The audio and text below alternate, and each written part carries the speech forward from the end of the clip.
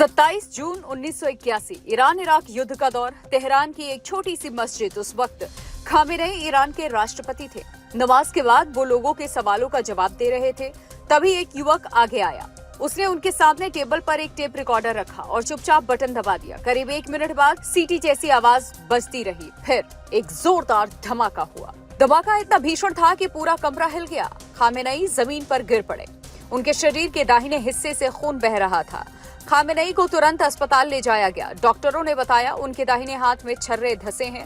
फेफड़े बुरी तरह से जख्मी थे। सीना झुलस चुका था। सर्जरी के दौरान एक समय ऐसा आया जब शरीर ने प्रतिक्रिया देना बंद कर दिया।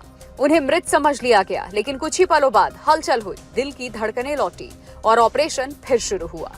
कई महीनों तक इलाज चला। खामेनेई बच गए, लेकिन उनका दाहिना हाथ हमेशा के लिए लकवाग्रस्त हो गया।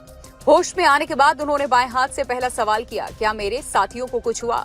जब डॉक्टर्स ने कहा कि हाथ शायद अब काम नहीं करेगा, तो उनका जवाब था, मुझे हाथ की जरूरत नहीं। अगर मेरा दिमाग और जुबान काम करे वही काफी है। इस हमले की जिम्मेदारी कथित तौर पर फुरकान समूह ने ली, जो ईरान की धार्मिक व्यवस्था का विरोधी संगठन था। उस दिन के बाद से खामेनेई का दाहिना हाथ कभी सामान्य नहीं हो पाया। वो सार्वजनिक कार्यक्रमों में हमेशा बाएं हाथ से इशारा करते, बाएं हाथ से दस्तखत करते, बाएं हाथ से शपथ लेते। कई तस्वीरों में उनका दाहिना हाथ चोंगे के भीतर छुपा दिखा था, स्थिर, निष्क्रिय। ये सिर्फ शारीरिक कमजोरी नहीं थी, ये उस हमले की अस्थायी याद थी जिसने उनकी जिंदगी बदल दी। 3 दशक से ज्यादा समय तक खामेनेई ने ईरान की सेना, न्यायपालिका और सरकार पर मजबूत पकड़ बनाए रखी। उनके समर्थकों के लिए वो इस्लामी क्रांति के रक्षक थे, विरोधियों के लिए वो कठोर शासक। तभी खामेनेई की मौत पर कहीं जश्न तो कहीं मातम पसरा नजर आया।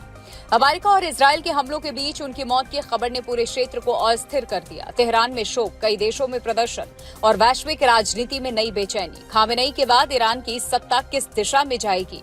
क्या क्षेत्र में तनाव और बढ़ेगा? क्योंकि खामेनेई की मौत की खबर ने पूरी दुनिया को हिलाकर रख दिया है।